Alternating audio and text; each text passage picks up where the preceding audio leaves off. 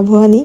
তো এই যে সুন্দরভাবে খুলে গেল আমাদের ছাদটা, এই গাড়িটা ভীষণ ভালো লাগছে। আর ফার্স্টে নতুন গাড়িতে নিয়ে যেহেতু বেরোলাম, ওর বাবাও ছিল ওনার সাথে, তো আমরা ভাবলাম যে একটু আমাদের এলাকার ভিতরে একটু ঘোরা যায়। তো আমরা এই আফতাবনগরের দিকে একটু ঘোরাঘুরি করতেছিলাম। আর ওই সব জায়গায় তো ঘুরতে এমনিতেও বেশ ভালো লাগে। বিকেল টাইমে বাবু নিয়ে একটু ঘুরতে গেলাম। এই যে ছাদের থেকে একদম ফুল আকাশ দেখা যাচ্ছে, একদম বাতাসটা খুব সুন্দরভাবে আসছিল। আর আমার ছেলে তো পুরো গাড়িতে সে খুব মজা, খুব হাসি, তার মুখেতে হাসিই যাচ্ছে না, এক কথায় মাশাল্লাহ। তো এই যে আমার সোনা পাখি নিয়ে ঘুরতে ঘুরতে বেশ আমরা চলে আসলাম বাড়ির দিকে। সে তো গাড়ি থেকে নামতেই চাচ্ছে না, সে এত মজা পেয়েছে নতুন গাড়িতে চড়ে। আর সবসময় সে তার বাবার গাড়িতে চড়ার জন্য অনেক জিদ করে যখনই তার বাবা অফিসে যায়। এখন তার কাছে একটা গাড়ি চলে আসলো, সে যখন ইচ্ছা তখন বেরোতে পারবে, সে মহা খুশি।